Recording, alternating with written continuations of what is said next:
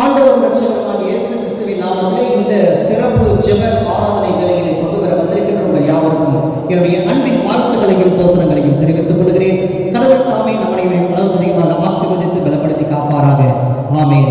நாம் கர்த்தரை தொழுது கொள்ள வந்திருக்கின்றோம். கர்த்தரை நாம் விடுதலையோடு ஆராதிக்க கடந்து வந்திருக்கின்றோம். இது தேவன் என்றைக்கும் உள்ள சதா காலங்களில் நம்முடைய தேவனாய் இருக்கிறார்.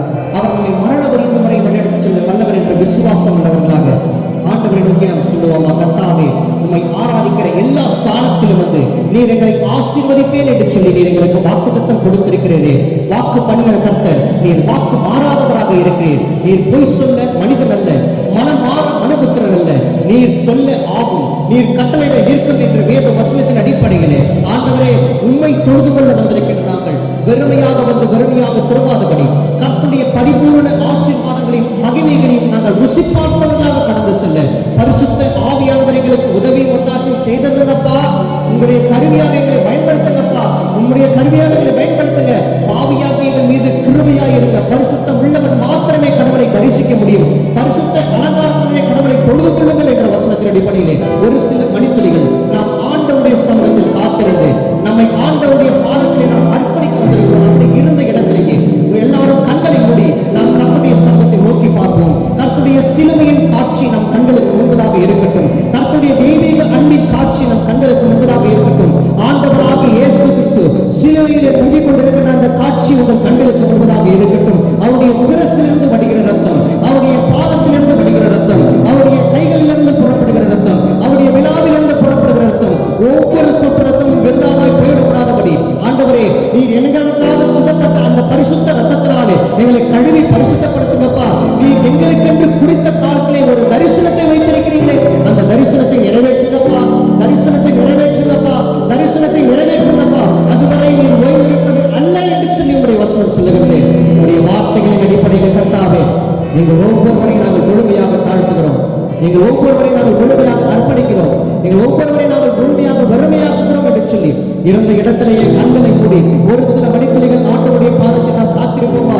நீர் நம்ப பண்ணி இருக்கின்ற ஒவ்வொரு வாக்குத்தத்தத்தின் உடன்படிக்கைகளும் அது எங்களுக்காக கொடுக்கப்பட்டிருக்கிறது. ஆண்டவரே அந்த உடன்படிக்கையின் வார்த்தைகளை எங்களுடைய வாழ்க்கையில் நீர் நிறைவேற்றும், நீர் நிறைவேற்றும். அதற்கான கருவிகளாக எங்களை நாங்கள் ஒப்பு கொடுக்கிறோம் என்று சொல்லி இருந்த இடத்திலேயே ஒரு சில மணித்துளிகள் ஆண்டவரிடத்தில் நம்மை தாழ்த்தி ஒப்பு கொடுத்து என்னோடு சேர்ந்து இந்த ஒரு சில பாடல்களை நாம் பாடி கர்த்தரை மகிமைப்படுத்துவோம். கர்த்தரை நாமம் மகிமைப்படுவதாக. பாருங்கள், என்னோடு சேர்ந்து நாம் கர்த்தரை ஆராதிப்போம்.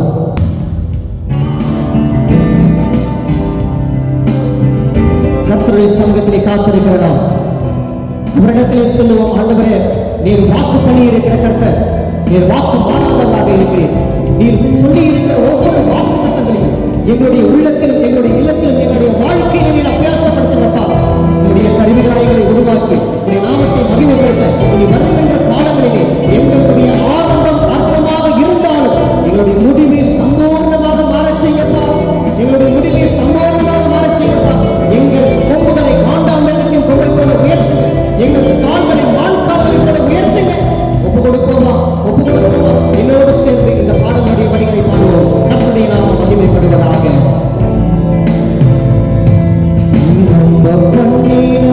உங்கள் வாக்குகளை நினைத்து நிறைவேற்றுவே. சேர்ந்து சொல்லுவீங்களா? நீ நம்ப பண்ணின உங்கள் வாக்குகளை நினைத்து நிறைவேற்றுவே. நீ நம்ப பண்ணின, திரும்பி சொல்லுங்க. நீ நம்ப பண்ணின உங்கள் வாக்குகளை நினைத்து நிறைவேற்றுவே. உங்கள் வாக்குகளை நினைத்து நிறைவேற்றுவேன். மறவாமல் நினைப்பவரே, மறவாமல் நினைப்பவரே, இசையா நிறைவேற்றி முடிப்பவரே. உள்ளத்தின் ஆழத்திலிருந்து சொல்ல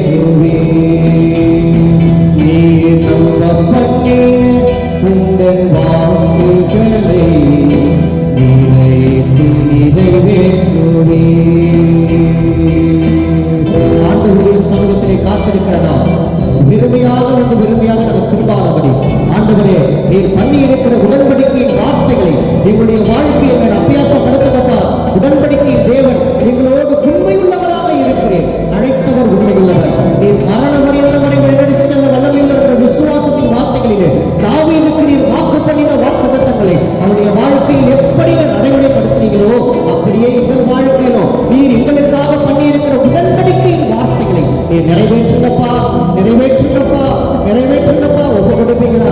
என்னோடு சேர்ந்து தாவீதுக்கு நீ பொய் சொல்லவே இல்லை என்று சொன்ன வாக்குத்தத்தத்தை நிறைவேற்றினீங்களே, எங்கள் வாழ்க்கையிலும் நீர் எங்களுக்காக பண்ணியிருக்கிற உடன்படிக்கையின் வார்த்தைகளை நிறைவேற்றுங்கப்பா. ஒப்பு கொடுத்த ஆண்டவர்கிட்ட சொல்லுவீங்களா?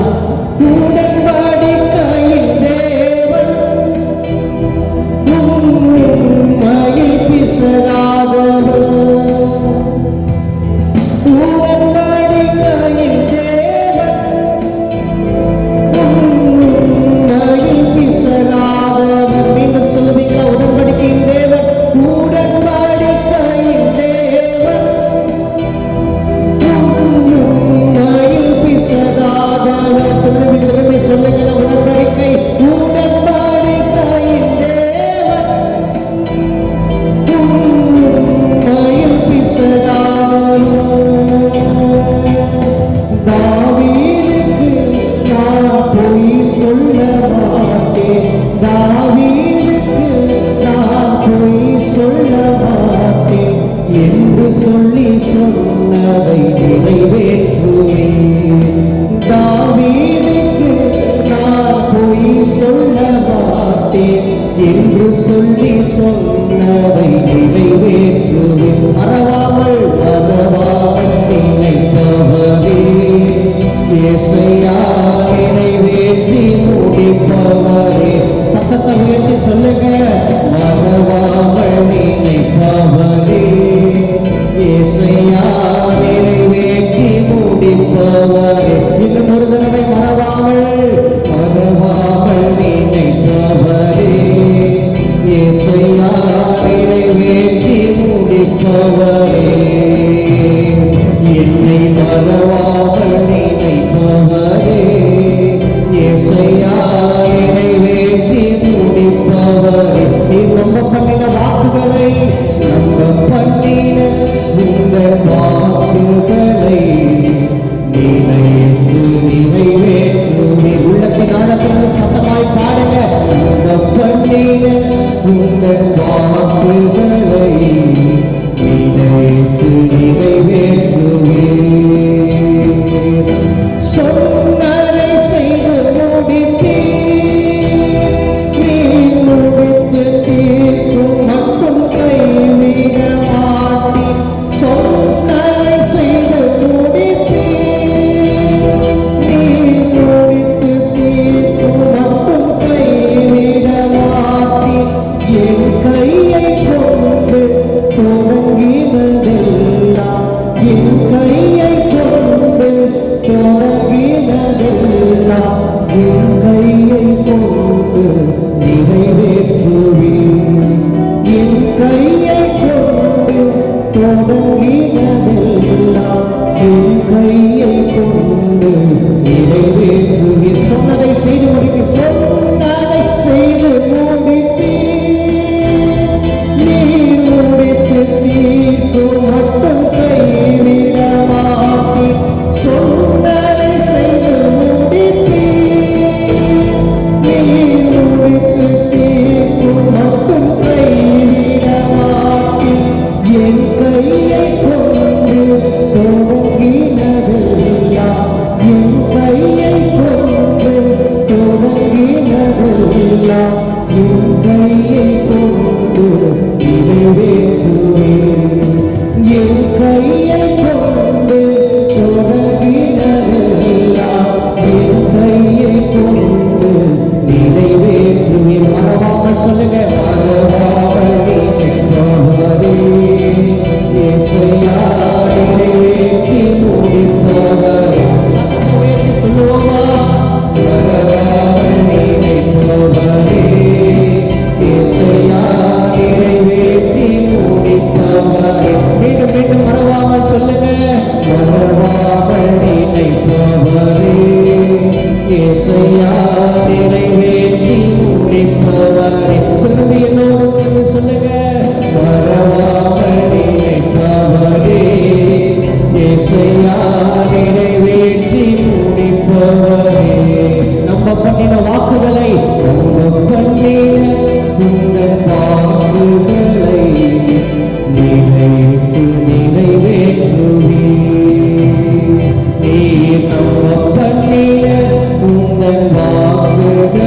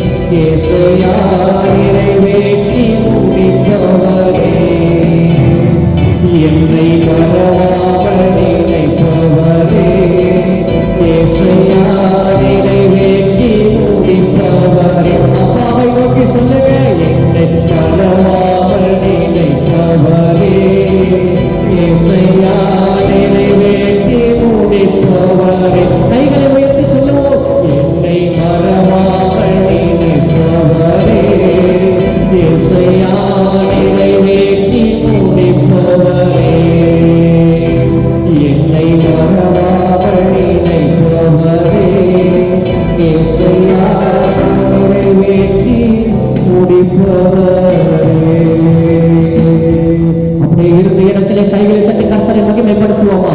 கர்த்தர் நல்லவர். இந்த தேவன் என்றென்றைக்கும் உள்ள சதா காலங்களில் நம்முடைய தேவனாய் நம்மை மரண பரியந்த வரை வழிநடத்தி செல்ல வல்லமையுள்ள என்ற விசுவாசம் உள்ளவர்களாய் கைகளை தட்டி கர்த்தரை மகிமைப்படுத்துவோம். ஆண்டவரே, உம்முடைய கிருபைகளுக்காக உமக்கு நன்றி. வாக்கு பண்ணி இருக்கிறீர், எங்களுக்கென்று ஒவ்வொரு வாக்கு தத்தங்களை வைத்திருக்கிறீர். ஆண்டவரே, இந்த வாக்கு தத்தங்களை ஒவ்வொருடைய வாழ்க்கையை அபியாசப்படுத்தி உடைய நாமத்தை மகிமைப்படுத்தும், உடைய நாமத்தை மகிமைப்படுத்தும், உடைய நாமத்தை மகிமைப்படுத்துகிற எல்லா ஸ்தானத்திலும் வந்து நான் உங்களை ஆசீர்வதிப்பேன் சொன்னீங்களே. எங்களை தொடுங்கப்பா, எங்களை தொடுங்கப்பா, எங்களை தொடுங்கப்பா. உடைய வல்லமையினால் இதுவரை எங்களை பயன்படுத்தி இருக்கிறீங்க. உடைய மகிமையுள்ள வார்த்தைகளினால் இப்பொழுது எங்களோடு நீர் பேச வேண்டுமாக நாங்கள் ஜெபிக்கிறோம். ஆண்டவரே, உடைய வார்த்தைகள் அது பெண் மான்களை இணைச்சியும், கர்த்தருடைய சத்தம் அது காதேஸ் வனாந்தரத்தை அதிர பண்ணும், கர்த்தருடைய சத்தம் அது அக்கினியை பிளக்க பண்ணும் என்ற வசனத்தின் அடிப்படையிலே ஆண்டவரே, உடைய சத்தத்தின் வழியாக நீர் எங்களோடு பேச வேண்டுமாக நாங்கள் ஜெபிக்கிறோம். உடைய சத்தத்தின் வார்த்தைகளை கொண்டு எங்கள் உள் இருதயங்களை ஆராய்ந்து பகுத்தறிய வேண்டுமாக நாங்கள் ஜெபிக்கிறோம். பசு மரத்த ஆணி போல உடைய வார்த்தைகளை எங்கள் இருதயத்திலே பதிய செய்யும். உமக்காக நாங்கள் எழும்பி பிரகாசிக்கக்கூடியவர்களாக விளங்க கர்த்தருடைய பிரசன்னம் இதுவரை நடத்தியது போல இந்த ஆராதனை வேளையிலே எங்களோடு கூட வந்த கர்த்தருடைய மகிமை இந்த பிரசன்னத்தின் நேரத்திலும் ஆண்டவரே, உடைய வார்த்தைகளின் பகுதியிலும் எங்களோடு கூட நீர் பயணிக்க வேண்டுமாக நாங்கள் ஜெபிக்கிறோம். நாம மகிமைப்பட ஆண்டவரே, எங்கள் ஒவ்வொருவரை நாங்கள் தாழ்த்துகிறோம், எங்கள் ஒவ்வொருவரை நாங்கள் வறுமையாக்குகிறோம், எங்கள் ஒவ்வொருவரை நாங்கள் அர்ப்பணிக்கிறோம். ஆண்டவரே, பரிசுத்த ஆவியானவர் ஆளுகை செய்து கொண்டு உடைய சத்தியத்தில் நாங்கள் எடுத்திருந்து கனி கொடுக்கின்ற வாழ்க்கை வாழ கர்த்தர் எங்களுக்கு உதவியும் ஒத்தாசையும் செய்தரல வேண்டுமாய் மீட்பெரும் இரட்சகருமாகிய இயேசுவின் நாமத்தில் தயவாய் ஜெபிக்கிறோம். ஜீவனுள்ள நல்ல வல்ல பரலோக பிதாவே, ஆமென், ஆமென், ஆமென். அல்லேலூயா. கர்த்தர் நல்லவர். இந்த நாளிலே சென்ற ஒவ்வொரு பகுதிகளிலும் இறை தியான வழிபாட்டிலும் நாம் வெளிப்படுத்துதல் சுவிசேஷத்திலே காணப்படுகின்ற ஒவ்வொரு சபைகளை குறித்த காரியங்களை நாம் திட்டமும் தெளிவுமாக ஆய்ந்து வருகிறோம். சென்ற காணொலியிலே நாம் பார்த்ததின் அடிப்படையிலே, சென்ற நாட்களிலே நாம் தியானித்ததின் அடிப்படையிலே எபேசு சபை என்கின்ற ஒரு சபையை குறித்து வெளிப்படுத்தல் 2வது அதிகாரம் 1-11 வரை உள்ள அந்த 10 வரை உள்ள திருமறை வசனத்தை நாம் வாசிக்கிட்டோம். வெளிப்படுத்தல் 2வது அதிகாரம் 1-8 வரை, ஆமா கரெக்ட், 7 வரை உள்ள வசனங்களை நாம் தியானித்தோம். இப்பொழுது 8வது வசனத்திலே இருக்கின்ற, அதாவது வெளிப்படுத்தல் 2வது அதிகாரம் 8வது வசனத்தை யாராவது ஒருவர் வாசிக்கும்படியாக அன்போடு கேட்டுக்கொள்கிறேன். வெளிப்படுத்தல் 2வது அதிகாரம் 8வது வசனம். சிமிர்னா சபையின் தூதனுக்கு, சிமிர்னா சபையின் தூதனுக்கு நீ எழுத வேண்டியது என்னவெனில், நீ எழுத வேண்டியது என்னவெனில், முந்தினவரும் பிந்தினவரும் மரித்திருந்து பிழைத்தவருமானவர், மரித்தவரிலிருந்து பிழைத்தவருமாகிய சொல்லுகிறதாவது. இந்த இடத்திலே சிமிர்னா என்கின்ற ஒரு சபையை திட்டமும் தெளிவாக பார்த்து வருகிறோம். சிமிர்னா சபை. ஆக இந்த சபை வெளிப்படுத்தல் சுவிசேஷத்திலே வெளிப்படுத்தல் அந்த பகுதியில் இருக்கின்ற 2வது சபையாக காணப்படுகிறது. யோவானால் சபைகள் எப்படி இருக்க வேண்டும், சபையுடைய காரியங்கள் எப்படியெல்லாம் விளங்கி கொண்டிருக்கிறது, அந்த சபையின் காரியங்களிலிருந்து நாம் என்ன கற்றுக்கொள்ள இருக்கிறோம், கற்று தேர்ந்து இருக்கிறோம் என்பதை நாம் அறிந்து கொள்ள இருக்கின்றோம். சென்ற அந்த எபேசு சபையினுடைய வாழ்க்கை முறையை எடுத்து பார்த்தோம் என்று சொன்னால், அவை ஆரம்பத்தில் மிகவும் பக்தி வைராக்கியம் கொண்ட ஜனங்களை கொண்ட ஒரு சபையாக அந்த எபேசு சபை இருந்தது. ஆனால் அந்த சபையை குறித்த ஒரு காரியத்தை கர்த்தர் வருத்தத்தோடு தெரிவித்தார். என்ன? ஆதியில் கொண்டிருந்த அன்பை, ஆதியில் கொண்டிருந்த அன்பை மறந்து போன ஒரு சபையாக காணப்பட்டது இந்த எபேசு சபை. எனவே அந்த எபேசு சபையில் மனமாற்றம் ஏற்பட வேண்டும் என்று சொல்லி கர்த்தர் எதிர்பார்த்தார். இந்த இடத்தில் சிமிர்னா சபையை குறித்து சொல்கிறார். சிமிர்னா சபை, இந்த சிமிர்னா என்கின்ற பெயர் எப்படி உருவானது, சிமிர்னா என்கின்ற பெயருக்கான காரணம் என்ன, இது எப்படி இந்த பெயர் இந்த சபைக்கு கொடுக்கப்பட்டுச்சு அப்படின்னு பார்த்தோம்னா, சிமிர்னா என்பது ஒரு காரண பெயர். காரண பெயர். இந்த சிமிர்னா சபை எந்த காலகட்டங்களில் உருவானது என்று சொல்லி பார்த்தோம்னா, கிறிஸ்து பிறந்த பிறகு 1900க்கு முன்பு நடந்த, அதாவது கிபி 1900க்கு முன்பு உருவான ஒரு சபையாக உருவானதுதான் இந்த சிமிர்னா சபை. எனவே இதிலே வருகின்ற அந்த 9வது வசனத்தை வாசிப்பதற்கு முன்பதாக இந்த 8வது வசனத்தில் சிமிர்னா சபையினுடைய ஜனங்களுடைய காரியங்கள் எப்படியாக இருந்தது, இந்த சிமிர்னா சபையில் உள்ள விசுவாசிகள் எப்படிப்பட்ட விசுவாசிகள் இருந்தார்கள் அப்படின்னு பார்த்தோம்னாக்க, இந்த சிமிர்னா சபையிலே சிதறடிக்கப்பட்ட யூதர்கள். ஏன்னா யூதர்கள் எப்பொழுதும் சிதறடிக்கப்படுறாங்க இந்த ஆதி காலத்திலே. ஏன்னா பல்வேறு இடங்கள்ல போய் அவர்கள் தஞ்சம் புகுகிறாங்க. அப்படி தஞ்சம் புகுந்த யூதர்கள், பல்வேறு இடங்களில் இருந்த யூதர்கள் ஒருமித்து கூடி ஓரிடத்தில் சேர்க்கப்படுகிறார்கள். அங்கே அவர்களுக்கு ரட்சிப்பின் நற்செய்தியை பவுலடிகளாரின் வழியாக விதைக்கப்பட்டது. அந்த விதைக்கப்பட்ட அந்த நற்செய்தியை அவர்கள் உள்ளிருதயத்தில் ஏற்றுக்கொள்கிறார்கள். ஏற்றுக்கொண்ட அந்த வார்த்தைகளை கடைபிடித்து கர்த்தரே தெய்வம், கர்த்தரே தெய்வம், கர்த்தரே தெய்வம் என்று சொல்லி அவர்கள் அறிக்கையிட்டு ஆண்டவராகிய இயேசு கிறிஸ்துவின் வழியாக மாத்திரமே பரலோகத்துக்குள்ளாக புக முடியும்ன்றதை அவங்க விசுவாசிக்க ஆரம்பிக்கிறாங்க. அதுதான் ரட்சிப்பு. ரட்சிப்புனா வேற ஒண்ணுமே இல்லைங்க. ரட்சிப்பு ரட்சிப்பு ரட்சிப்பு நம்ம சொல்றோம். ரட்சிப்புனா என்ன?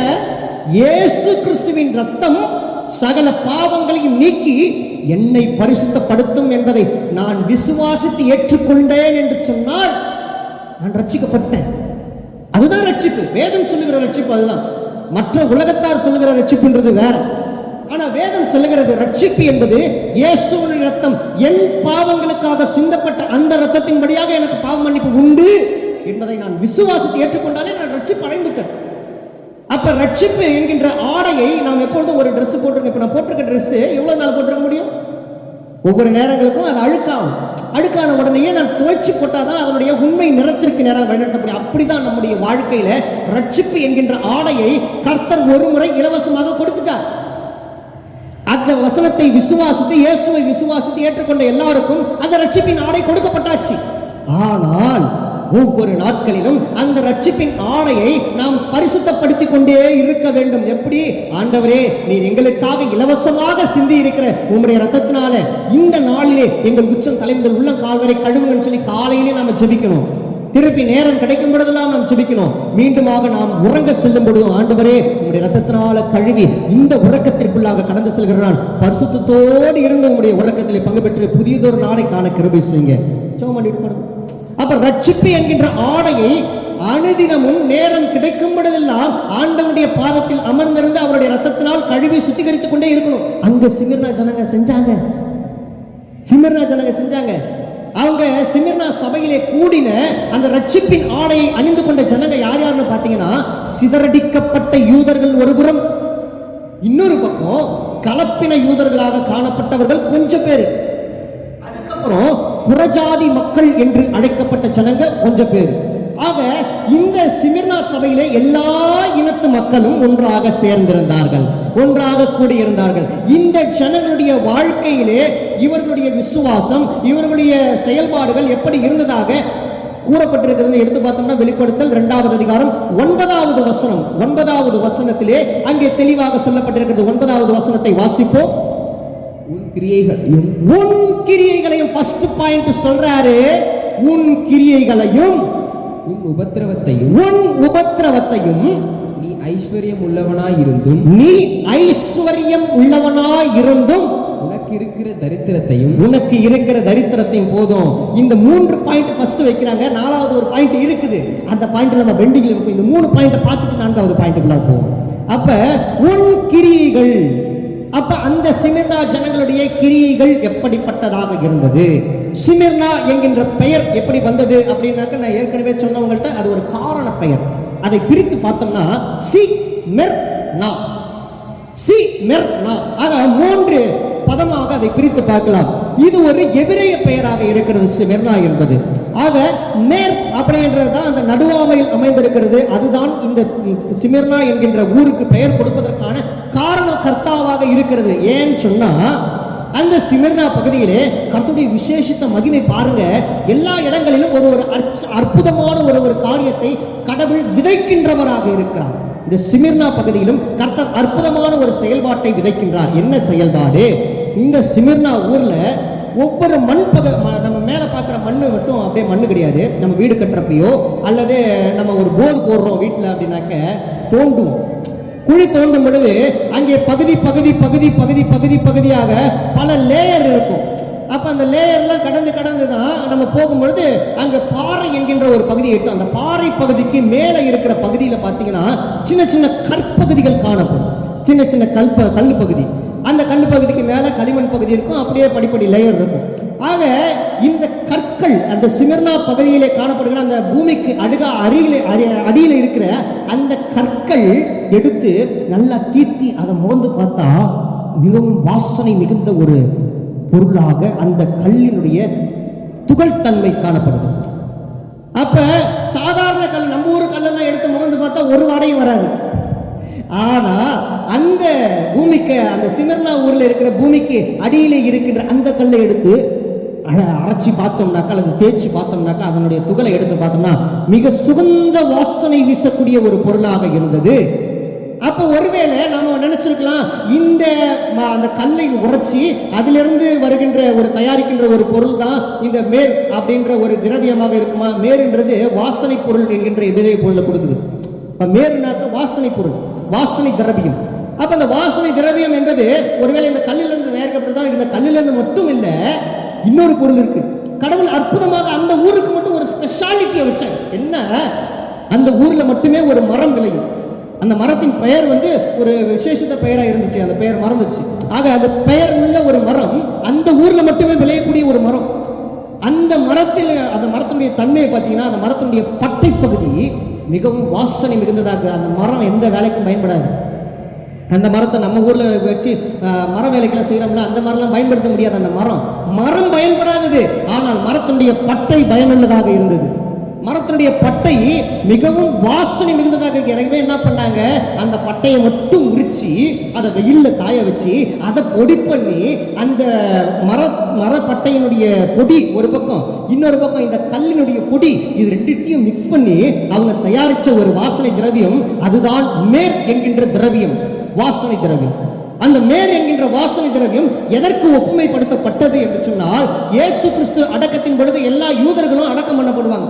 அடக்கம் பண்ணப்பட்ட பொழுது எல்லா யூதர்களுக்கும் அங்க அடக்க ஆராதனையிலே பயன்படுத்தப்பட்ட, யூதர்களுடைய அடக்க ஆராதனையிலே பயன்படுத்தப்பட்ட வாசனை திரவியமாக என்ன காணப்படுது? வெள்ளைப்போளம். அந்த வெள்ளைப்போளத்தின் 1/10 அளவு வாசனையை கொடுக்கக்கூடிய திறன் படைத்த ஒரு திரவியமாக இருந்ததுதான் இந்த மேர் என்கின்ற வாசனை திரவியம். ரொம்ப ரேர், ரொம்ப காஸ்ட்லி, விலை உயர்ந்த ஒரு மதிப்பு மிகுந்த ஒரு வாசனை திரவியமாக இருந்தது இந்த மேர் வாசனை திரவியம். எனவே இந்த வாசனை திரவியத்தை அந்த ஊர்ல இருக்கிற ஜனங்க மாத்திரம் தான் தயாரிக்க முடியும். ஏன்னா அந்த ஊர்ல தானே அந்த பொருளை கிடைக்குது. எனவே அந்த ஊர்ல இருக்கிற ஜனங்க அந்த வாசனை திரவியத்தை தயாரிப்பாங்க, அந்த சென்ட் தயாரிப்பாங்க, அந்த பர்ஃப்யூமை தயாரிப்பாங்க. தயாரிச்சு அங்க இருக்கின்ற பெரிய பெரிய ஆட்களுக்கு மட்டும்தான் வாங்க முடியும். ஏன்னா ரொம்ப காஸ்ட்லி, ரொம்ப விலை உயர்ந்தது. அதனால அங்க இருக்கின்ற பெரிய பெரிய ராஜாக்கள், பெரிய பெரிய மிராசுதார்கள், பெரிய பெரிய நிலச்சுவாந்தார்கள், இவங்க தான் அதை வாங்கி பயன்படுத்தினாங்க. அவங்கெல்லாம் வாங்கி பயன்படுத்திக்கிட்டு இருந்தாங்க. மேலும் இது எதற்காக அப்ப பயன்படுத்தப்பட்டுச்சுன்னா, அந்த காலத்தில் ராஜாக்களை வணங்கும் பழக்க முறை இருந்தது, சிலை வணக்க முறை. அந்த ராஜாக்களை வணங்கும் காலகட்டங்களில் இருந்ததுனால ராஜாக்களுக்கு யாராவது அதை வாங்கி கிஃப்டா கொண்டு போய் கொடுக்கிறது. ஏன்னா கடவுளுக்கு எப்போதும் பரிசு பொருளை கொண்டு போய் கொடுக்கணும் என்கின்ற முறையின் அடிப்படையில் இவங்க ராஜாவை பார்க்க போறாங்க அல்லது ராஜா கிட்ட ஏதாவது ஒரு உடன்பட போறாங்க அப்படின்னாக்கா உடனே இவங்க என்ன பண்ணுவாங்க, இந்த மேர் என்கின்ற வாசனை திரவியத்தை எவ்வளவு காசு ஆனாலும் பரவாயில்லைன்னு சொல்லி அதிகப்படியான விலைகளை கொடுத்து வாங்கி கொண்டு போய் ராஜாக்களுக்கு பரிசு கொடுத்தார்கள். இங்க இயேசு பிறந்த பொழுது 3 சாஸ்திரிகள் கொண்டு வந்து அப்படித்தான் பொன், வெள்ளைப்போளம், தூபவர்க்கம், ஒவ்வொன்றும் ஒவ்வொரு காரணம் என்று சொல்லி அந்த கிறிஸ்துமஸ் தினத்தன்ற செய்தியில நம்ம கேட்டோம்.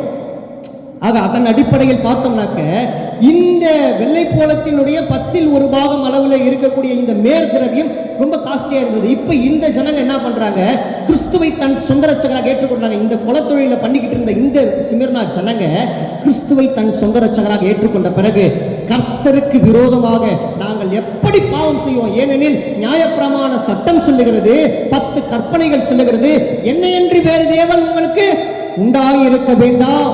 மேலே வானத்திலும் கீழே பூமியிலும் பூமியின் கீழ் உள்ள தண்ணீர்களிலும் உள்ளவைகளுக்கு ஒப்பான எந்த விக்கிரகத்தையும் எந்த சொரூபத்தையும் வணங்கவும் சேவிக்கவும் வேண்டாம்.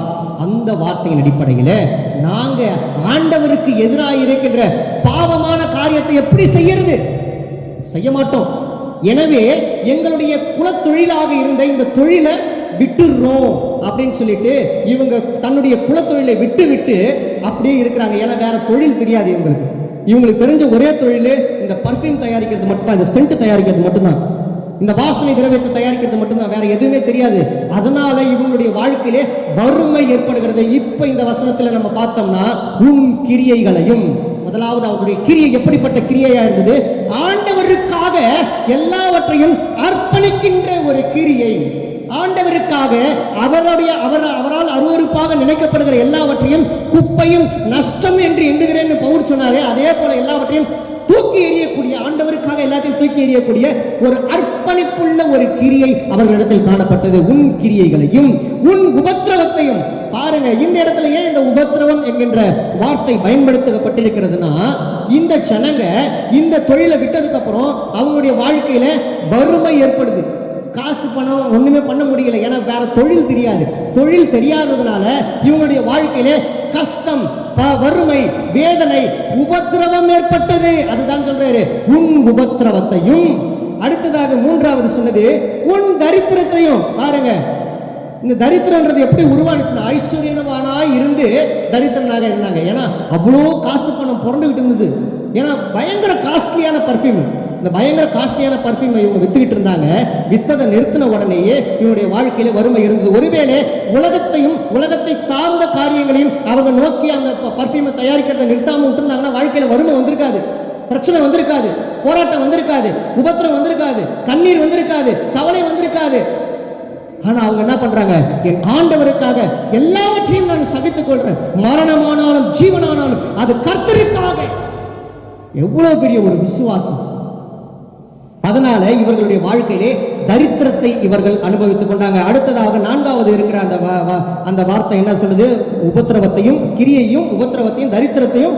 அதுக்கப்புறம் வாசிங்க. நீ ஐஸ்வர்யம் உள்ளவனாய் இருந்தும், உனக்கு இருக்கிற தரித்திரத்தையும் தங்களை யூதர் என்று சொல்லி யூதனாயிராமல் சாத்தானுடைய கூட்டமாய் இருக்கிறவர்களுடைய செய்யும் தூஷணத்தையும் அறிந்திருக்கிறேன். நல்லா பாருங்க, இங்க தூஷிக்கிற மனிதர்களை அங்கே சொல்லப்பட்டிருக்கிற வார்த்தை சாத்தானுடைய கூட்டம். ஏனெனில் ஆண்டவருடைய சித்தத்திற்கு எதிராக செயல்படுகிற யாரா இருந்தாலும் அவர்கள் சாத்தானுடைய பிரதிநிதியா இருக்கிறாங்க. ஏன்னா சாத்தானுடைய பிரதிநிதியாக கிறிஸ்துவை பின்பற்றுகிறவர்கள் கிரைஸ்து பின்பற்றாங்க. அதான் சொல்றாங்க, கிறிஸ்துவை பின்பற்றுகிறவர்கள். அப்ப கிறிஸ்துவுக்கு எதிரானவர்கள் யாரு? ஆன்டி கிறிஸ்து, மாற்று கிறிஸ்து, அதாவது மாற்று கிறிஸ்து. அப்ப ஆன்டி கிரைஸ்ட் என்றவங்க எப்படிப்பட்டவங்கன்னா, இந்த பிசாசின் கிரியையை கொண்டிருக்கிறவர்கள். இன்னைக்கு நாம வாழ்ற பகுதியிலும் இதே ஆன்டி கிறிஸ்து ஒரு சிந்தனை உள்ள மனிதர்கள் வாழ்ந்துகிட்டு இருக்கிறாங்க. உண்மைதானே? பாருங்க, யார் யாரெல்லாம் கர்த்தருடைய சித்தத்திற்கு எதிராக செயல்படுகிறார்களோ அவர்கள் அனைவரும் எதிர் கிறிஸ்துவாக இருக்கிறார்கள். கிறிஸ்துவனுடைய சித்தத்திற்கும், கிறிஸ்துவனுடைய திட்டத்திற்கும், கிறிஸ்துவனுடைய செயல்பாட்டிற்கும் எதிராக செயல்படுறவங்க. இவங்க ஆலயங்களிலும் இருப்பாங்க, ஆலயத்தில் நடக்கிற நன்மைகளை தடுப்பதற்காகவும் இருப்பாங்க. அது ஒருவேளை பொறுப்புல இருந்தாலும் இருக்கலாம். ஆக எப்படியோ அவர்கள் சாத்தானின் கூட்டமாக இருக்கிறாங்க. இந்த சிமிர்னா சபையிலும் பாருங்க, சிமிர்னா சபை ஜனங்க ஆண்டவருக்காக உண்மையாய் வாழதான் நினைச்சாங்களே தவிர அவங்க யாருக்கும் கெடுதல் பண்ண நினைக்கல, எந்த ஒரு குற்றமும் பண்ண நினைக்கல, எந்த ஒரு தீமையும் பண்ண நினைக்கல, எந்த ஒரு அக்கிரமமும் பண்ண நினைக்கல. ஆனா இந்த சாத்தானுடைய கூட்டமாய் இருக்கின்ற, சாத்தானுக்கு இடம் கொடுத்து செயல்படுகின்ற இந்த ஜனங்க சும்மா இருக்கிற ஆண்டவரை பற்றி கொண்டு உண்மையாய் வாழ்ற அவங்களுக்கு துன்பத்தை கொடுப்பாங்க. இதுதான் அவங்களுடைய வேலையே. 24 hours டியூட்டியே இதுதான். இது நம்ம வாழ்ற பகுதியே இருக்கும். இவங்களுக்கு எப்பவுமே அடுத்தவங்களை குறை சொல்றதும், கேலி பண்றதும், கிண்டல் பண்றதும், எழுந்து பேசுறதும், அவமானப்படுத்துறதும், இதுதான் ஒரு பொழப்பாவே வச்சுட்டு இருப்பாங்க. அப்ப சிமிர்னா சபை இருந்த காலத்திலும் அந்த ஜனங்க இருந்தாங்க. அவங்க என்ன பண்றாங்க? கிறிஸ்துவை பின்பற்றி உண்மையாக வாழ்ந்து கொண்டிருந்த கிறிஸ்தவர்களாகிய இந்த சிமிர்னா சபையில இருந்த ஜனங்களை பார்த்து கேலி பண்ணி, கிண்டல் பண்ணி, இகழ்ந்து தூஷித்தார்கள். இந்த தூஷணங்களையும் ஏற்றுக்கொண்டு வலியையும் வேதனையும் தாங்கிக் கொண்டு சத்துருக்களை சிநேகியுங்கள், பழிக்கிறவர்களுக்கு நன்மை செய்யுங்கள், நிந்திக்கிறவர்களுக்காக ஜெபியுங்கள் என்று சொல்லி ஆண்டவரின் வார்த்தையை கை கொண்டு நடந்தவங்க தான் இந்த சிமிர்னா ஜனங்க. அதனால தான் இந்த சிமிர்னா ஜனங்க அவங்கள்ட்ட போய் வாக்குவாதம் பண்ணல, சண்டை போடல, எந்த பிரச்சனையும் பண்ணல. இது சாத்தானுடைய கூட்டம் தெரிஞ்சிடுச்சு. தெரிஞ்ச உடனேயே அதுல இருந்து விலகி அமைதியா காத்திருக்கிறாங்க. அது பாட்டுக்கு பண்ணிக்கிட்டே தான் இருக்கும், அந்த வேலையை அது பண்ணிக்கிட்டே தான் இருக்கும். சாத்தானுடைய கூட்டம் அந்த வேலையை அது டியூட்டியை அது பார்த்துட்டு இருக்கும். நாம ஆண்டவருடைய டியூட்டியை பார்த்துக்கிட்டு இருக்கணும்னு அவங்களுடைய டியூட்டியை பார்க்க ஆரம்பிச்சிட்டாங்க. தொடர்ந்து 10வது வசனத்திலே பாருங்க. 10வது வசனத்திலே, நீ படப்போகிற பாடுகளை குறித்து எவ்வளவும் பயப்படாதே, எல்லளவும் பயப்படாத. இதோ நீங்கள் சோதிக்கப்படும் பொருட்டாக பிசாசானவன் உங்களில் சிலரை காவலில் போடுவான். 10 நாள் உபத்திரவப்படுவீர்கள். 10 நாள் உபத்திரவப்படுவீங்க. ஆகிலும் நீ மரண பரியந்தம் வரை உண்மையாயிரு. பாருங்க, இந்த இடத்துல பாத்தீங்கன்னா இந்த சாத்தானுடைய கூட்டம் தூஷித்து பேசுறது ஒரு பக்கம், கேவலப்படுத்தி அவமானப்படுத்துறது ஒரு பக்கம். சர்ச்சுக்கு போகிறதுக்கே நமக்கு பிரச்சனை பண்ணும், சர்ச்சுக்குள்ளேயும் பிரச்சனை பண்ணும், வெளியில நம்ம நல்ல காரியம் பண்ணாலும் பிரச்சனை பண்ணும், எங்க போனாலும் இந்த சாத்தானுடைய கூட்டம் பிரச்சனை பண்ணிக்கிட்டே தான் இருக்கும். அந்த சாத்தானுடைய கூட்டத்தை பார்த்துட்டு இந்த ஜனங்க தங்களுடைய விசுவாசத்தில் குறைந்தவர்களாக இல்லாம அவர்கள் கிறிஸ்துவில் பலப்பட்டவர்களாக மாறிக்கிட்டே இருக்காங்க. இப்படி மாறிக்கிட்டே இருக்கிறவங்கள அடுத்ததான் சாத்தானின் கூட்டம் அடுத்து என்ன பண்ணும் தெரியுமா? ஃபர்ஸ்ட் கேலி பண்ணும், கிண்டல் பண்ணும், அவமானப்படுத்தும், இகழ்ந்து பேசும். அடுத்த கட்டம் என்ன பண்ணும்னா அவர்களை துன்புறுத்தும். அதுதான் வசனம் சொல்லுது. சிமிர்னா ஜனங்களை துன்புறுத்தி இருக்காங்க. சாத்தானுடைய கூட்டம் எப்படி பண்ணாங்கன்னா, இந்த மேர் என்கின்ற இந்த வாசனை திரவியத்தை இவங்க தயாரிக்கிறத விட்டுட்டாங்க. விட்ட உடனேயே எங்கேயெல்லாம் ஒரு பொருள் தயாரிக்கப்படுவது சடனா நிறுத்தப்படுதோ உடனே அதனுடைய விலைவாசி அதிகமாயிடும். டிமாண்ட் எங்க ஏற்படுதோ அங்க விலைவாசி அதிகமாயிடும். உடனே என்ன பண்ணுது, படிப்படியாக தான் எல்லாரும் விடுறாங்க, ஒரேடியா எல்லாரும் டப்புன்னு நிறுத்தல. ஏன்னா கிறிஸ்துவனுடைய ரட்சிப்பை ஒவ்வொருத்தவங்களா ருசி பார்க்க அந்த தொழிலை விடுறாங்க, அந்த வாசனை திரவியம் தயாரிக்கின்ற தொழிலை. அப்போ ஒவ்வொருத்தவங்களா விட இந்த விலை, அந்த பொருளுடைய விலை அதிகரிச்சுக்கிட்டே போகுது. இதனால யாருமே அதிகமாக ராஜாக்களுக்கு வாங்கி பரிசீலிக்க முடியல. ராஜாக்களும் பர்ச்சேஸ் பண்றதுக்கு கொஞ்சம் கஷ்டமா இருக்கு, ஜனங்களும் கொண்டு போய் வாங்கி கொடுக்கறதுக்கு கஷ்டமா இருக்குது. எனவே அங்கே இருக்கின்ற ஜனங்கள், ராஜாக்களுக்கு பரிசு கொடுக்கின்ற ஜனங்கள் போய் கம்ப்ளைண்ட் பண்றாங்க. இது பாருங்க, இது அதுக்கும் அதை விட ஒரு சாத்தானின் கூட்டம். இது எப்பவுமே கம்ப்ளைண்ட் பண்ணும், இதையாவது ஒன்று பண்ணிக்கிட்டே இருக்கும். அப்ப இந்த ஜனங்க போய் பண்ணின உடனே அந்த ராஜாக்கள் கோவப்பட்டு இவங்க என்ன பண்றாங்க, எப்படி நீங்க இந்த வேலையை செய்யறதை நிறுத்த முடியும்? யாரை கேட்டு நிறுத்துனீங்க? எதுக்காக நிறுத்துனீங்க? ஏன் நிறுத்துனீங்கன்னா இது ஆண்டவருக்கு விரோதமான காரியம், இதை நாங்க செய்யவே மாட்டோம்னு அந்த சிமிர்னா ஜனங்க சொல்றாங்க. சொன்ன உடனே இவங்களை பிடிச்சி சிறைச்சாலையில் போடுங்க, இவங்களை போட்டு துன்புறுத்துங்க, இவங்களை போட்டு கஷ்டப்படுத்திட்டு சொல்றாங்க, நீ ஆலயத்துல இருக்கிறதையும் கிறிஸ்துவை பின்பற்றதையும் ஆலயத்துல நீ பயன்படுத்துறதையும் நீ விட்டுறணும், இயேசுவை மறுதலிச்சுட்டு உலகத்தினுடைய காரியத்தை நோக்கி வா. இதுதான் சாத்தானுடைய கூட்டம் அப்படியே சொல்லுது. ஆனா இந்த சிமிர்னா ஜனங்க அந்த வார்த்தைகளை கேட்டு ஒருபோதும் கலங்கி போகல. மாறாக இவர்கள் இன்னும் அதிகமாக கிறிஸ்துவில் பலப்பட்டவர்களாக, விசுவாசத்தில் வல்லமை உள்ளவர்களாக காணப்பட்டாங்க. அல்லேலூயா. அடுத்ததாக பார்த்தீங்கன்னா அந்த ஜனங்க துன்புறுத்தப்படுவதோடு நிறுத்தல, அடுத்த கட்டத்துக்கு நகர்றாங்க. அவர்களில் சிலரை கொன்று குவித்தார்கள் என்று சொல்லி வரலாற்று ஆய்வாளர்கள் சொல்றாங்க. சாகவும் அடிக்கிறாங்க. ஒரு 4 பேரை போட்டு தள்ளனா அந்த ஜனங்களுக்கு பயம் வரும்ல அப்படின்னு நினைச்சு அரச அதிகாரத்தில் இருக்கிறவங்க போட்டு தள்ளுறாங்க. ஒருவேளை இன்னைக்கு நம்ம வாழ்ற காலகட்டத்திலும் அதிகாரிகளோ நம்மை விட மேல் அதிகாரிகளோ எப்பவும் என்ன பண்ணுவாங்க, கண்டிப்பா பிரச்சனை பண்ணிக்கிட்டே இருப்பாங்க. அவங்களும் செய்ய மாட்டாங்க, நம்மளையும் செய்ய விட மாட்டாங்க, நம்மளையும் செயல்பட விட மாட்டாங்க, அவங்களும் செயல்பட மாட்டாங்க. ஆன்மீகத்துக்கு விரோதமாக எப்பொழுதுமே இருந்துகிட்டே இருப்பாங்க, ஆண்டவருக்கு விரோதமாக எப்பொழுதுமே இருந்துகிட்டு இருப்பாங்க. அது சாத்தானின் கூட்டம். அப்படித்தான் இருக்கும். சிமிர்னா சபையில இருந்ததுங்க, நான் சொல்லல, வசனம் சொல்லுது. சிமிர்னா சபையில இருந்தது. அப்ப சிமிர்னா சபையில இருந்தது போல இவங்க பார்த்துட்டு இந்த சிமிர்னா சபை ஜனங்க வருத்தப்படல, அவர்கள் அப்படியே கண்ணீர் வடிச்சிட்டு பயந்து போய் காணப்படல. மாறாக ஆண்டவருக்காக எழும்பி செயல்படக்கூடிய ஜனங்களாக மாறினார்கள். அந்த ஜனங்க துன்பப்படுத்தப்பட்டதை மகிழ்ச்சியாக ஏற்றுக்கொண்டாங்க. பாருங்க, கழுகுனுடைய வாழ்க்கையிலிருந்து ஒரு காரியத்தை அற்புதமாக நம்ம கற்றுக்கொள்ள முடியும். கழுகு என்ன அப்படின்னு பார்த்தீங்கன்னா, கழுகு இந்த மழை நேரம் வந்துருச்சுன்னு வைங்களேன், மழை நேரம் வந்துருச்சுன்னா கழுகு என்ன பண்ணும், எல்லா பறவைகளும் போய் அதனுடைய கூட்டில் போய் உட்காந்துக்கும். எல்லா பறவையும் மழைக்கு பயந்து போய் தன்னுடைய கூடுகளில் போய் அப்படியே பதுங்கி தஞ்சம் புகுந்து கொள்ளும். ஆனால் இந்த கழுகு போய் அவங்க கூட்டில் உட்காரவே உட்காராது. மழை வரப்போகுதுன்னு அந்த கருமேகம் தெரிஞ்ச உடனேயே தன்னுடைய சிறகுகளை பலமாக அசைத்து அந்த மழை கருமேகத்துக்கு மேலே டிராவல் பண்ண ஆரம்பிச்சிடும். அதுக்கு மேலே பயணப்பட்டு போய்கிட்டே இருக்கும். மழை கீழே பெஞ்சிக்கிட்டே இருக்கும். அப்படியே ஹாயாக வேடிக்கை பார்க்கும், ஜாலியாக பார்க்கும். மழை பெய்யுதா கீழே, ரைட்டு, அப்படியே செம்ம ஜாலியாக பார்த்துட்டு இருக்கோம். இன்னைக்கு பிரச்சனையும் போராட்டத்தையும் கண்டு நம்ம என்ன பண்றோம், பயந்து போய் நடுங்கி ஒதுங்கி அப்படியே உட்கார்ந்துடுறோம். ஆனால் சிம்ரா ஜனங்கள் உட்கார்லங்க, கழுகுகளைப் போல சட்டைகளை அடித்து பறந்தார்கள். அவர்கள் ஓடினாலும் இலைப்படையாமல், நடந்தாலும் சோர்வடையாமல் கர்த்தருக்காக எழும்பி ஓடினாங்க. அநேக காரியங்களில் பயன்பட்டவர்களாக இருந்தாங்க. இன்னைக்கு அப்படிப்பட்ட ஜனங்களாக நாம இருக்கணும்னு சொல்லி கழுகுக்கு ஒத்த பலத்தை கர்த்தர் நமக்கு கொடுத்திருக்கிறார். அல்லேலூயா, கழுகுக்கு ஒத்த பலத்தை கொடுத்திருக்கிறார். வாழ்க்கையில பிரச்சனை வருங்க, ஊழியத்துக்கு பிரச்சனை வரும், ஆண்டவரை தொழுது கொள்றதுக்கு ஆலயத்துக்கு போறதுக்கு கூட பிரச்சனை வரும், அல்லது ஆலயத்துல நன்மை செய்யறதுக்கு கூட பிரச்சனை வரும். அது எப்படிப்பட்ட ஆட்கள் மூலமா கூட வரும். கலங்காதிருங்கள், கலங்காதிருங்கள். கர்த்தர் ஒருபோதும் உங்களை கைவிட மாட்டார். கர்த்தர் ஒருபோதும் உங்களை விட்டு விலகிட மாட்டார். ஏன்னா ஃபாதர் பிரெக்மார்க்ஸ் அதான் சொல்லுவாரு, கலங்காதே கலங்காதே, கர்த்தர் உன்னை கைவிட மாட்டார்.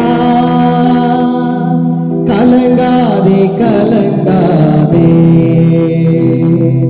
முள்முடி உனக்காக, ரத்தமெல்லாம் உனக்காக, கல்வாரி சிலுவையினார் காயப்பட்ட சுமந்ததினார். கலங்காதே கலங்காதே, கர்த்தர் உன்னை கைவிட மாட்டார். இந்த வார்த்தையை அப்படியே பின்பற்றினாங்க இந்த சிம்ரா ஜனங்க. ஒருபோதும் கலங்கி போகலங்க, மகிழ்ச்சியை ஆண்டவருக்காக ஓடிக்கிட்டே இருந்தாங்க. எவ்வளவு துன்பம் வந்தாலும் பவுல் அடிகளார் சொல்லுவார்ல, எப்பக்கம் நெருக்கப்பட்டிருந்தும் நாங்க ஒடுங்கி போனதே இல்லை. ஆண்டவருக்காக நாங்க ஓடிக்கிட்டே இருப்போம், எங்க வழியில ஓடிக்கிட்டே இருப்போம், ஓடிக்கிட்டே இருப்போம், ஓடிக்கிட்டே இருந்தாங்க. பாருங்க, இதுல சொல்லப்பட்டிருக்கிற அந்த 11வது வசனத்தை எடுத்து வாசிப்போமே. வெளிப்படுத்தல் 2வது அதிகாரம் 11வது வசனத்திலே, ஆவியானவர் சபைகளுக்கு சொல்லுகிறதை காதுள்ளவன் கேட்க கடவன், காது இருக்கிறவன் கேட்க கடவன். ஜெயம் கொள்ளுகிறவன் இரண்டாம் மரணத்தில் சேதப்படுவதில்லை என்றெழுது. ஜெயம் கொள்ளுகிறவன் இரண்டாவது மரணத்திலே சேதப்பட முடியாது. இரண்டாவது மரணம் என்பது நியாய தீர்ப்பை குறிக்கிறது. இந்த உலகத்திலே வருகின்ற பாடுகள், வரப்போகிற அந்த மகிமையான வாழ்க்கையில ஒரு நாள் நம்ம ஒப்பிட முடியாது, இணைக்க முடியாது, சேர்க்க முடியாது, நம்மை ஒடுக்கிட முடியாது, நம்மை துன்பப்படுத்த முடியாதுங்க. ஏன்னா கர்த்தருடைய கிருபை நிழலாக நம்மோடு கூட இருக்கிறது. அல்லேலூயா. இந்த உலகத்துல பாடுகளை, பிரச்சனைகளை அனுபவிக்கிறீங்களா? கிறிஸ்துவின் நிமித்தமாக சோதனைகளை சகித்துக் கொள்ளுகிற மனுஷன் பாக்கியவான். பாக்கியவான். நாமெல்லாம் பாக்கியவான். உண்மையாய் நீதி நிமித்தம் நாம் துன்பப்பட்டோம்னா பாக்கியவான்கள். சந்தோஷமாக இருங்க, பரலோக ராஜ்யம் நமக்குரியது. அதனால ஒருபோதும் நீங்க கலங்கிடாதீங்க, ஒருபோதும் கலங்கிடாதீங்க. இங்கு சொல்லப்பட்ட வார்த்தைகள், சிமிர்னா சபைக்கு சொல்லப்பட்ட வார்த்தைகள், இன்றைக்கு நமக்கு சொல்லப்பட்ட வார்த்தைகள். ஜெயம் கொள்ளுகிறவன் தான் பரலோக ராஜ்யத்திற்குள்ளாக உட்கொள்ள முடியும். ஒருவேளை வாழ்க்கையிலே சிமிர்னா ஜனங்களைப் போல இன்னைக்கு துன்பப்படுறீங்களா? பிரச்சனைகளை அனுபவித்துட்டு இருக்கீங்களா? சாத்தானுடைய கூட்டத்தின் மூலமாக உங்களை தூஷிக்கிறார்களா? ஆண்டவருடைய ஊழியத்தை செய்வதற்கு உங்களுக்கு தடையா இருக்குதா? ஆண்டவருடைய காரியத்தை செய்யறதுக்கு உங்களுக்கு தடையா இருக்குதா? கவலைப்படாதீங்க, அது சாத்தானுடைய கூட்டம் அப்படிதான் செஞ்சுக்கிட்டே இருக்கும். நீங்க ஆண்டவரை பின்பற்றி ஓடிக்கிட்டே இருங்க. தோல்வி நமக்கு கிடையாது, வெற்றிதான் என்றும் நம்மோடு கூட இருக்கும். ஏனெனில் உலகத்தில் இருப்பவனை காட்டிலும் நம்மோடு இருப்பவர் பெரியவர். அல்லேலூயா. இந்த வார்த்தைகளை கடைபிடித்துக் கொண்டு நம்ம அப்படியே ஓடிக்கிட்டே இருக்கணுங்க. எடுத்து வாசிப்போம். எபிரேயர் 11வது அதிகாரம் 26வது வசனத்திலே ஒரு வார்த்தை சொல்லப்பட்டிருக்கிறது. எபிரேயர் 11வது அதிகாரம் 26வது வசனம். இனி வரும் பலன் மேல் நீ வரும் பலன் மேல் நோக்கமாயிருந்து எகிப்திலுள்ள பொக்கிஷங்களிலும் உனக்கு இருக்கிற பொக்கிஷங்களிலும் கிறிஸ்துவின் நிமித்தம் வரும் நிந்தையை அதிக பாக்கியம் என்று எண்ணினான். அதிக பாக்கியம். பாருங்க, இப்ப வரப்போகிற காரியத்தை குறித்து நாம மகிழ்ச்சியா ஏற்றுக்கொண்டு கிறிஸ்துவின் நிமித்தம் படுகின்ற பாடுகளை மகிழ்ச்சியாக நாம் நம்முடைய வாழ்க்கையில அனுபவித்துக் கொள்ளணும். ஏன்னா மகிமையான காரியம் இனி நமக்கு கொடுக்கப்பட போகுதுங்க. இந்த வாழ்க்கை நிரந்தரம் இல்லாத வாழ்க்கை, இனி வரப்போற ஒரு வாழ்க்கை தான். யோபுடைய வாழ்க்கையில் எடுத்து பாருங்க, பிரச்சனை வரலையா? எல்லாம் போயிடுச்சு. மனைவி சொல்றாங்க, எல்லாத்தையும் தூக்கி போடு, ஆண்டவரை தூசிச்சு ஜீவனை விட்டு சாவு. அவர் என்ன சொன்னாரு? மரணமானாலும் ஜீவனானாலும் என் இயேசுவுக்காக நான் வாழ்வேன், என் கிறிஸ்துவுக்காக நான் வாழ்வேன். கர்த்தர் கொடுத்தார், கர்த்தரே எடுத்துக்கொண்டார், அவருடைய நாமத்திற்கு மகிமை வரட்டும். பாருங்க, இந்த ஒரு விசுவாசம். யோசேப்பினுடைய வாழ்க்கை எடுத்து பாருங்க. யோசேப்பு கர்த்தருடைய சித்தத்துக்கு ஒப்பு கொடுக்காம இருந்திருந்தார்னா அவர் மேல போயிருக்க மாட்டாரு. அவர் என்ன பண்ணாரு? வாழ்க்கையில பிரச்சனை வந்தது, போராட்டம் வந்துச்சு, கவலை வந்துச்சு, நீதி நிமித்தமா துன்பப்பட்டாரு. ஆனாலும் அவர் கலங்கி போகல. ஏன்னா அவரை துன்புறுத்தியது எல்லாம் யாரு? இந்த சிமிர்னா சபையை துன்புறுத்தினது போல சாத்தானுடைய கூட்டம். எனவே அவர் கர்த்தருடைய சித்தத்திற்கு ஒப்பு கொடுத்து ஓடினாரு. ஒரு நாள் எந்த கூட்டம் அவரை அவமதித்ததோ அதே கூட்டம் பணிந்திருக்கும்படி அவரிடத்தில் வந்து நின்றது. அல்லேலூயா. இன்றைக்கு அதே சிமிர்னா சபையினுடைய தூதன் சொன்னது போல, சிமிர்னா சபைக்கு எழுதப்பட்ட தூதனுடைய வார்த்தை சொல்லப்பட்டது போலவே துன்பங்களை அனுபவிக்கின்ற நீங்களும் நானும் சிமிர்னா சபை அனுபவித்தது போலவே துன்பங்களை அனுபவித்துக் கொண்டிருக்கிற நாம், கிறிஸ்துவின் நிமித்தமாக பாடுகளை அனுபவித்துக் கொண்டிருக்கிற நாம், நிந்தைகளை அவமானத்தை அனுபவித்துக் கொண்டிருக்கிற நாம், இது நிரந்தரமானது இல்லை. கர்த்தருடைய சமூகத்திலே காத்திருக்கிற நாம் எல்லாம் ஒரு நாள் கர்த்தர் மாற்றி போடுவார். நம்முடைய வாழ்க்கையிலே எல்லாவற்றையும் மறுரூபமாக்கி போட்டு ஒரு நாள் எல்லாவற்றையும் நிச்சயமாக மாற்றி போடுவார். நிச்சயமாகவே முடிவுண்டு. நம்முடைய நம்பிக்கை ஒரு காலம் வீண் போகாமல் இருக்கணும். ஆண்டவரை நோக்கி ஒரு சில மணித்துகள் நாம் காத்திருந்த, ஆண்டவரே உங்களுடைய சமூகத்தில் வந்திருக்கிற நாங்க, ஆண்டவரே இந்த சிமிர்னா சபை ஜனங்களை போலவே நாங்க துக்கப்பட்டு வேதனைப்பட்டு இருக்கோம். ஆண்டவரே இந்த இடத்துல கண்களை மூடி ஆண்டவரை நோக்கி பார்ப்போமா? ஒரு சில மணித்துல நாம் ஆண்டவரத்துல ஒப்பு கொடுப்போம். ஆண்டவரே இந்த சிமிர்னாசன் ஜனங்க எப்படி துன்பப்படுத்தப்பட்டாங்களோ அப்படியே நாங்களும் துன்பப்படுத்தப்பட்டோம். ஆண்டவரே இப்பொழுது துன்பப்படுத்தப்பட்டு கொண்டே இருக்கிறோம். சாத்தானுடைய கூட்டத்தின் வழியாக துன்பப்படுத்தப்படுகின்றோம். எங்களுடைய கிரியை நீர் அறிந்திருக்கிறீர், எங்களுடைய உபத்திரவத்தை நீர் அறிந்திருக்கிறீர், எங்களுடைய பாடுகளை நீர் அறிந்திருக்கிறீர், எங்களுடைய தரித்திரத்தை நீர் அறிந்திருக்கிறீர், எங்களுடைய துக்கங்களை நீர் அறிந்திருக்கிறீர். ஆண்டவரே எல்லாத்தையும் பார்த்து எங்களை மாற்றுங்கப்பா. உங்களுடைய காயப்பட்ட கிருபையின் கரங்களுக்குள்ளாக எங்களை ஒப்பு கொடுக்கிறோம். ஆண்டவரே எங்களை அர்ப்பணிக்கிறோம்ப்பா. ஆண்டவரே இதுவரை நாங்கள் துன்பப்பட்ட காலங்கள் போதும். சிரிக்க ஒரு காலம் உண்டு, அழ ஒரு காலம் உண்டு, நகைக்க ஒரு காலம் உண்டு, இன்புற்றிருக்க ஒரு காலம் உண்டு வசனம் சொல்லுகிறது. ஆண்டவரே இதுவரை நாங்கள் துன்பத்தோடு, பிரச்சனையோடு, பாடுகளோடு, கண்ணீரோடு வாழ்ந்த காலங்கள் போதும். இனி உமக்காக நாங்கள் எழும்பி பிரகாசிக்கக்கூடியவர்களாக வாழ கர்த்தாவே எங்களுக்கு உதவி செய்யுங்கப்பா, உதவி செய்யுங்கப்பா, உதவி செய்யுங்கப்பா. உடைய கருவிகளாக எங்களை உயர்த்துங்கப்பா, உடைய நாமத்தை மகிமைப்படுத்துங்கப்பா, உடைய நாமத்தை மகிமைப்படுத்துங்கப்பா. எங்களை பயன்படுத்துங்க. சிமிர்னா ஜனங்க எப்படி தன்னை தாழ்த்தி ஒப்பு கொடுத்து ஆண்டவருக்காக துன்பத்தின் நடுவிலும் இன்பமாக வாழ்ந்தாங்களோ அப்படியே நாங்களும் வாழ, உழைக்க, பிழைக்க கர்த்தர் எங்களுக்கு உதவி செய்யுங்கப்பா. ஆண்டவரை நோக்கி ஒப்பு கொடுப்போமா, ஆண்டவரத்தில் அர்ப்பணிப்போமா, ஆண்டவர்கிட்ட அர்ப்பணிச்சு ஆண்டவரே நீங்க எங்களை வழிநடத்துங்க. இந்த துன்பத்தின் வாழ்க்கையிலும் பாடுகளின் வாழ்க்கையிலும் நீதி நிமித்தமாக நாங்கள் ஒடுக்கப்படுகிற நேரத்திலும் உடைய கிருபையினால் எங்களை தாங்குங்கன்னு சொல்லி அவரை தஞ்சமாக கொண்டிருக்கிற யாருக்கும் கர்த்தர் அடைக்கலமாக இருந்து வழிநடத்துவார்னு சொல்லுதே. இந்த வார்த்தைகள் அடிப்படையில் ஆண்டவர்கிட்ட ஒப்பு கொடுத்து சொல்லிப்போமா. காத்திருக்கிறனா ஆண்டவர்கிட்ட ஒப்பு கொடுங்க, ஒப்பு கொடுங்க. நீங்க தான் எங்கள் தஞ்சம் ஆண்டவரே, நீங்க தான் எங்கள் கோட்டை ஆண்டவரே, நீங்க தான் எங்கள் அடைக்கலம் ஆண்டவரே. உங்களோடு கூட இருந்து எங்களை தாங்கி ஏந்தி சுமந்து தப்புவீங்க.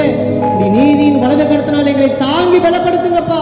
எங்களை பலப்படுத்துகிற கிறிஸ்துவினர் எல்லாவற்றையும் செய்ய எங்களுக்கு பலன் கொடுங்கப்பா. ஒப்பு கொடுப்பீங்களா? ஒப்பு கொடுப்பீங்களா? அர்ப்பணிப்பீங்களா? நீரே என் தஞ்சம், நீரே என் கோட்டை, நீரே என் ரட்சகர், நீரே ராஜா. நோக்கி, ஆண்டவரே நீரே எங்க தஞ்சமா இருங்க ஆண்டவரே, நீரே எங்க அடைக்கலமாக இருங்க ஆண்டவரே, நீங்களே எங்கள் கோட்டையாக இருங்க ஆண்டவரே, எங்கள் துருகமாக, எங்கள் மறைவிடமாக, எங்கள் உறைவிடமாக நீங்க இருங்கப்பா. நீங்க எங்க கூட இருக்கும் பொழுதுதான் நாங்கள் மதில்களை தாண்ட முடியும், குன்றுகளை தகர்க்க முடியும், ஆறுகளை கடக்க முடியும். அவைகள் எங்களை ஒருபோது சேதப்படுத்தாதப்பா. எங்களோடு கூட இருந்து எங்களை வழிநடத்துங்கன்னு சொல்லி ஆண்டவருடைய கரங்களுக்குள்ளாக நம்மை தாழ்த்தி ஒப்பு கொடுப்போமா. நீரே என் தஞ்சம், நீரே என் கோட்டை, நீரே என் ரட்சகர், நீரே ராஜா. மீண்டுமாய் ஆண்டவரை நோக்கி நீரே என் தஞ்சம்னு சொல்லுங்க. நீரே என் தஞ்சம், நீரே என் கோட்டை, நீரே என் ரட்சகர், நீரே ராஜா. நான் உம்மை தேடுவேன், நான் உம்மை தேடுவேன், வாழ்வும் போதும் நான் உம்மை சேவிப்பேன், வாழ்நாள் எல்லாம் எனதெல்லாவற்றிலும் நான் உம்மை நேசிப்பேன். இயேசுவே நான் உம்மை தேடுவேன் சொல்லுவீங்களா? நான் உம்மை தேடுவேன், நாள் முழுவதும் நான் உம்மை சேவிப்பேன், வாழ்நாள் எல்லாம் எனதெல்லாவற்றிலும் நான் உம்மை நேசிப்பேன். இயேசுவே, இயேசுவே ராஜா, இயேசுவே தேவன், இயேசுவே மீட்பர், இயேசுவே. இருந்த இடத்தில் கைகளை வைத்து சொல்லுவீங்களா? இயேசுவே ராஜா, இயேசுவே தேவன், இயேசுவே மீட்பர், இயேசுவே. நீரே என் தஞ்சம், நீரே என் கோட்டை, நீரே என் ரட்சகர், நீரே ராஜா. ஆண்டவரை நோக்கி உண்மையாய் சொல்லுவீங்களா? ஆண்டவரே நீரே என் தஞ்சம், நீரே என் கோட்டை, அப்பா நீரே என் ரட்சகர், நீரே ராஜா. உண்மையாய் ஒப்பு கொடுங்க, உண்மையாய் ஒப்பு கொடுங்க. நான் உம்மை தேடுவேன், நாள் முழுவதும் நான் உம்மை சேவிப்பேன், வாழ்நாள் எல்லாம் எனதெல்லாவற்றிலும் நான் உம்மை நேசிப்பேன். இயேசுவே, மீண்டும் சொல்லுவீங்களா? நான் உம்மை தேடுவேன், நான் உம்மை தேடுவேன், நாள் முழுவதும் நான் உம்மை சேவிப்பேன், வாழ்நாள் எல்லாம் எனதெல்லாவற்றிலும் நான் உம்மை நேசிப்பேன்.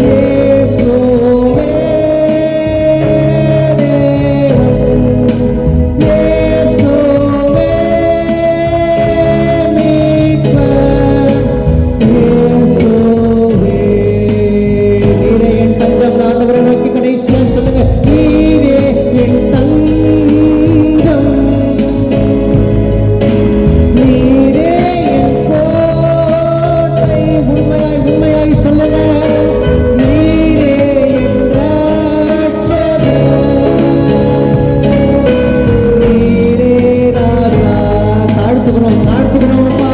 நீரே எங்கள் தஞ்சம், நீரே என் தஞ்சம், நீரே என் கோட்டை, நீரே என் ரட்சகர், நீரே ராஜா.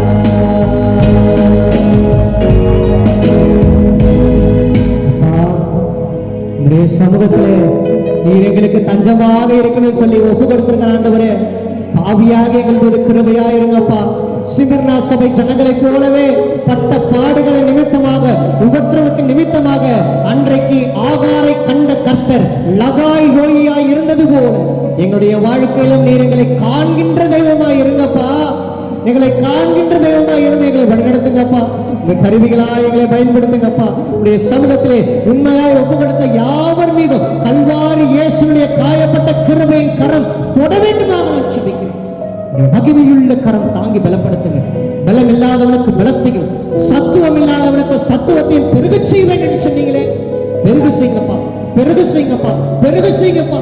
உடைய நாமம் மட்டும் மகிமைப்பட இதுவரை நடத்திய கர்த்தர் இனி வருகின்ற ஒவ்வொரு நாட்களிலும், ஒவ்வொரு நொடிகளிலும், ஒவ்வொரு நிமிடங்களிலும் உடைய மகிமை பொருந்தி ஆசீர்வதிக்கப்பட்ட கரம் எங்களோடு கூட தங்கியிருந்து எங்களை ஆசீர்வதித்து பலப்படுத்தி காத்துக்கொள்ள வேண்டுமா. மீட்பெரும் ரட்சகருமாக இயேசுவின் நாமத்தில் தயவாய் ஜெபிக்கிறோம் ஜீவனுள்ள நல்லவல்ல பரலோக பிதாவே, ஆமென். நம்முடைய ஆண்டவராகிய இயேசு கிறிஸ்துவின் கிருபையும் பிதாவாகிய பராபரன் என்பதும் பரிசுத்த ஆவியினுடைய ஐக்கியமும் ஆசீர்வாதம் பலப்படுத்தலும் இன்றும் என்றும் நம் அனைவரோடும் கூட இருந்து கேட்ட இந்த இறை வார்த்தைகளோடு கூட இருந்து நம்மை ஆசீர்வதித்து பலப்படுத்தி காப்பதாக. ஆமென், ஆமென். சுவாமி கிருபையாயிரும், கிறிஸ்துவே கிருபையாயிரும், சுவாமி கிருபையாயிரும். ஆமென். கர்த்தருக்கு ஸ்தோத்திரம்.